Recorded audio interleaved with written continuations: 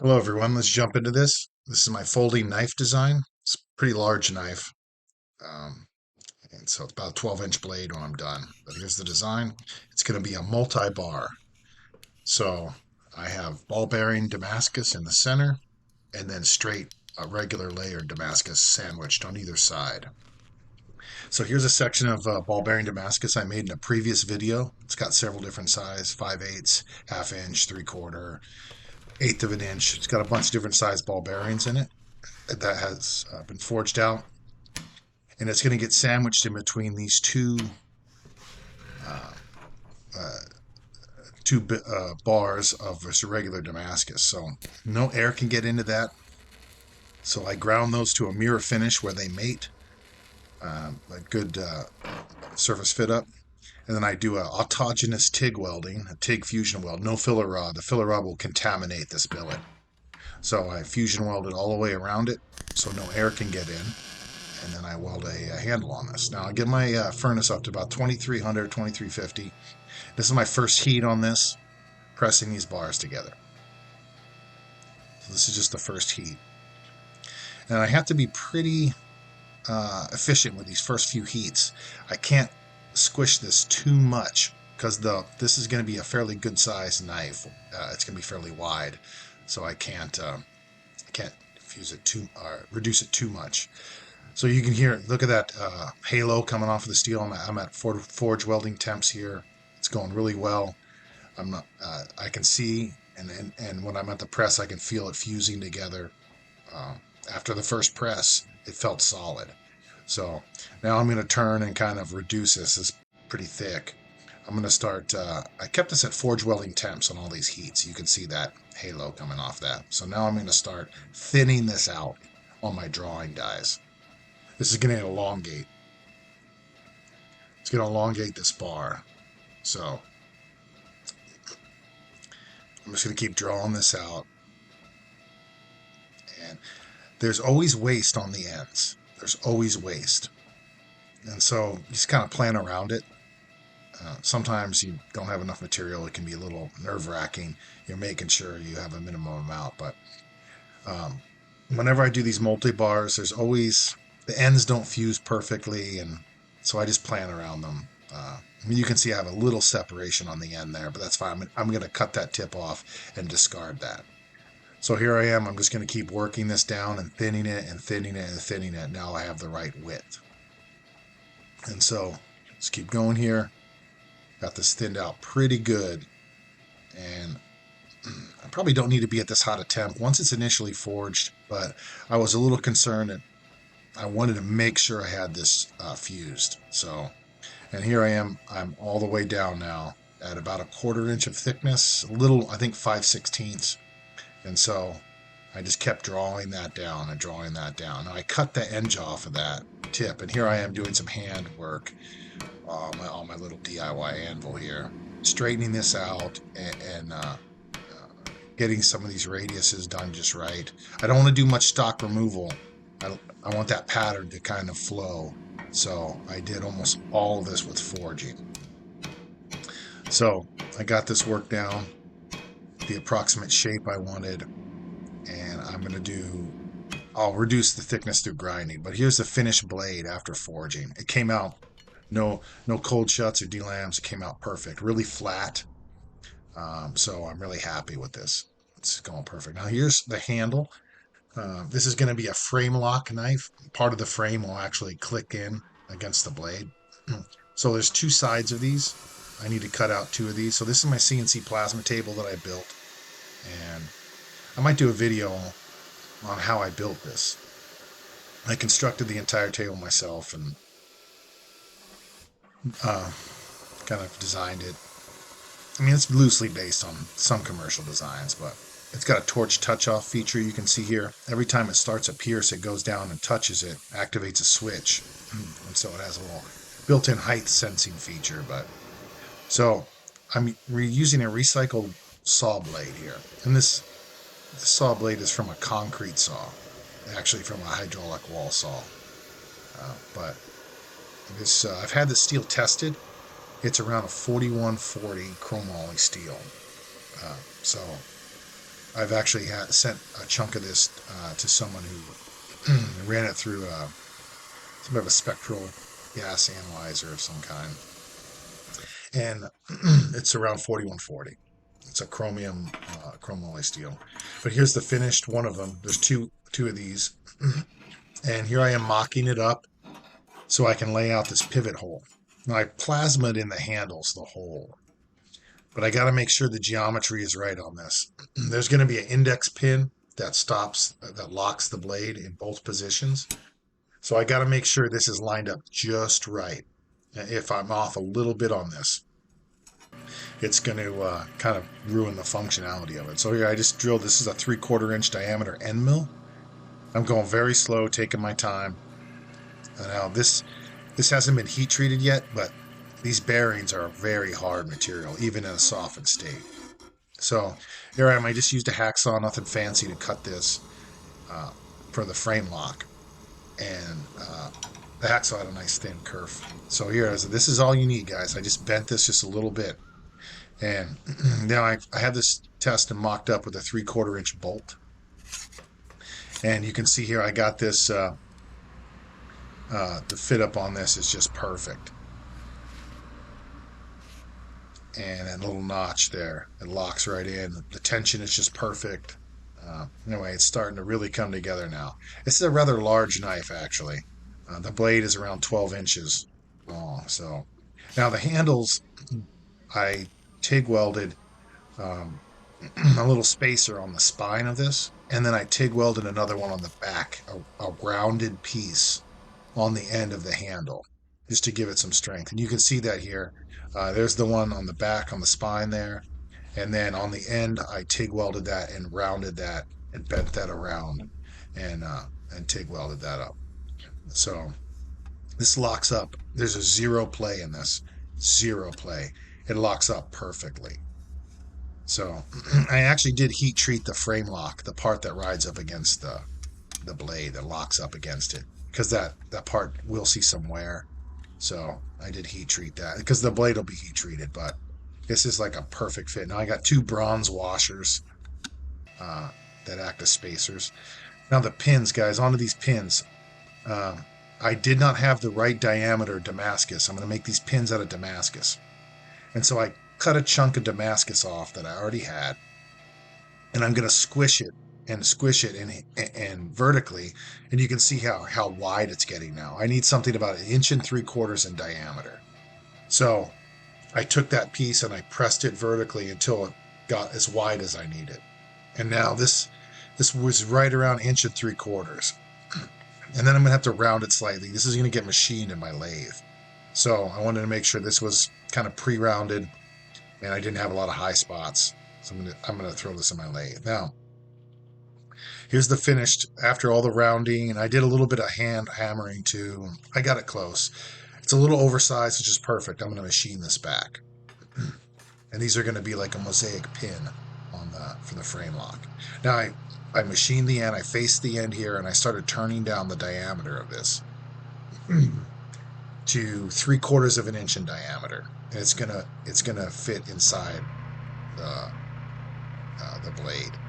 So here it is. I pre-drilled this hole, and then I cut this off on my lathe, and then I reversed this piece. So you see now, this next shot, I reversed that piece in my lathe. I separated it out, and I tapped this.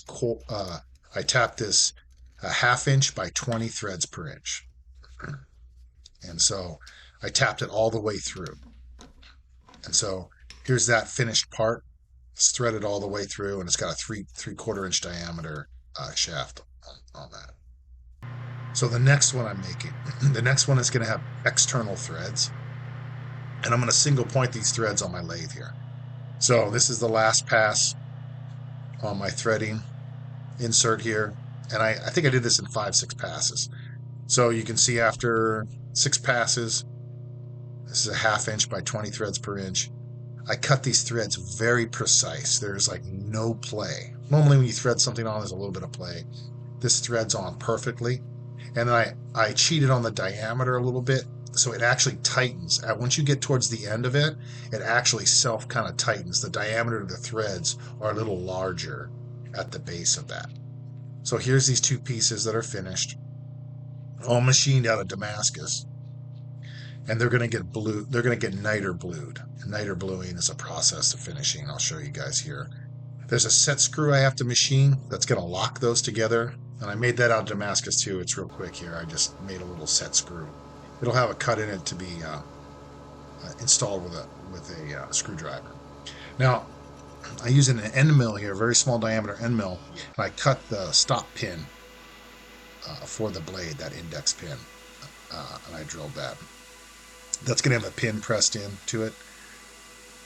So here I am doing some profile. I don't show all this. It's kind of boring, guys, but I do a lot of pre-beveling, and then I made the surface of these very consistent, ground it lengthwise, and profiled it. I did my edge bevels. I hate grinding hardened steel, so I try and get it as close as I can. It just saves me a lot of work after it's heat treated. So I got a heat treat coming up here, but this blade just came out beautiful. So here I am. I got a really good hardness. Now, this is Parks 50 oil, I believe. So I got a really good hardness on this, and I threw it in. I clamped it in some angle iron. It's just a trick I learned years ago. And you clamp that in and leave it overnight, and it prevents a lot of warping that can occur, or it may occur. So, and the blade came out perfectly straight. So I did some finish grinding, and I completed that, the bevel and the sharpening. Now I'm going to work my way all the way up to 1,000 grit, guys. I start out, I think this is 220. I go to 320, 400, 600, 800, and I end up at 1,000. So most people only go to 400 when they, for an etch, for a Damascus. But I wanted this one because of the ball bearing Damascus. I think it actually would have worked. It works better at 1,000. So I took it to 1,000. I love this finish. You can actually see the pattern in it with because I took it to 1,000. But so here's this pin, the index pin. It's going to get pressed in, and then I did take my TIG welder and I fused. It's flush, so you can see it's flush to the other side. I did fusion weld that with my TIG welder just to make sure it didn't move, but it was a press fit. So now here's the handle. Handle gets parkerized. This came out a nice dark black.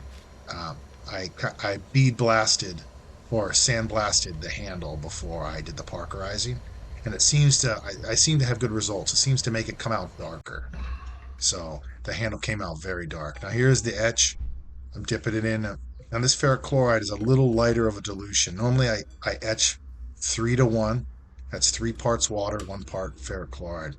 This is 6-to-1. So this is a much lower concentration.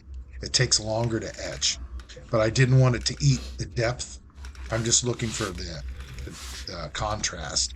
So I had to, you can see this pattern. Look at this, guys. This pattern is beautiful.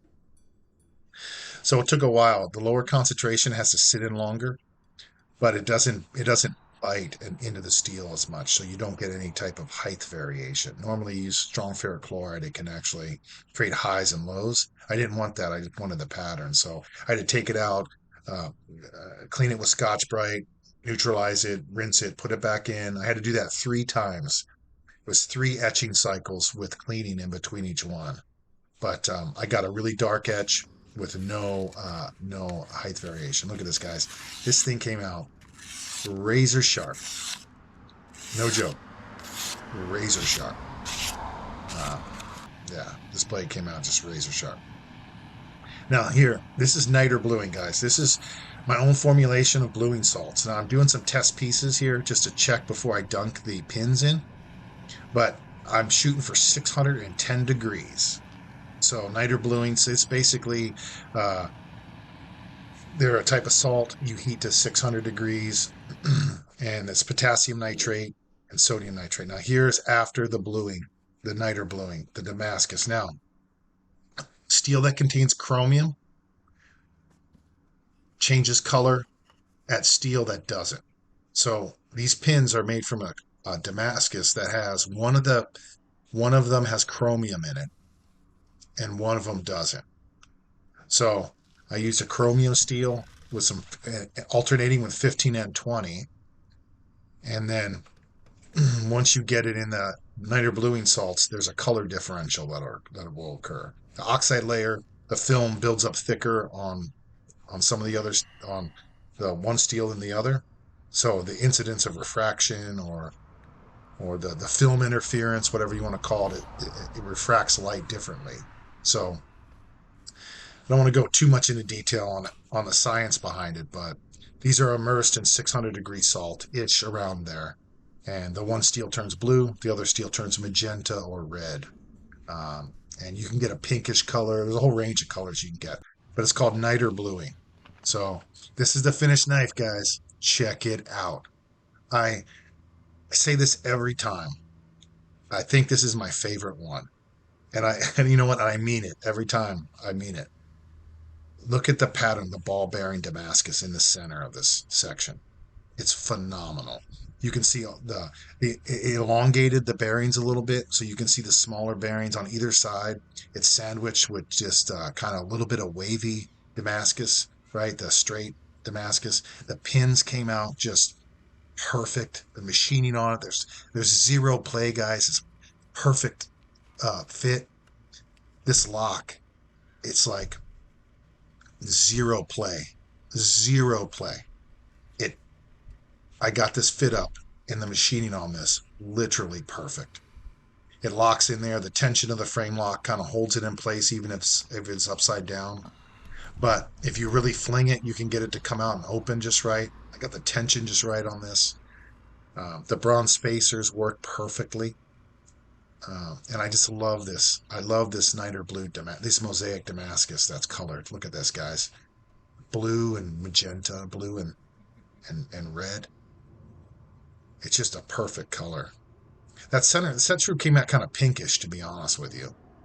But and there was you look, there's a few my homemade little niter bluing salts. It wasn't perfect. You can see on the one pin there is a little bit of imperfection on it on the other side. But this thing is razor sharp. It's a pretty good sized knife too. That blade's about 12 inches long, and the handle's about 12. So the thing overall unfolded is it's not quite 2 feet. I think it's like I should throw a tape on it and not guess, but the index pin on there works perfectly. The fit up. You know what I should have done? Look at this, guys. See that wear mark on there? I should have had the frame lock within the radius that's covered by the handles. But I made it. It's very strong. It works perfectly. But if you can see, it's outside, so where the frame lock kind of tensions across on the blade, it leaves a little wear ring there. It's not too big a deal. It's just a minor little kind of imperfection, if you want to call it that. But the functionality of this knife is 100%. And look at this. You can see all the little bearings and then the other side, the other different size bearings. I love the way this pattern came out. And I didn't do a deep etch, but I got good contrast. And these pins came out just beautiful. I'm in love with these pins. I might do more in-depth videos on niter bluing. Here, you can see those little dots. I got a few little imperfections. I'm not really sure what happened on those pins, but anyway, I love this project. This project was a lot of work.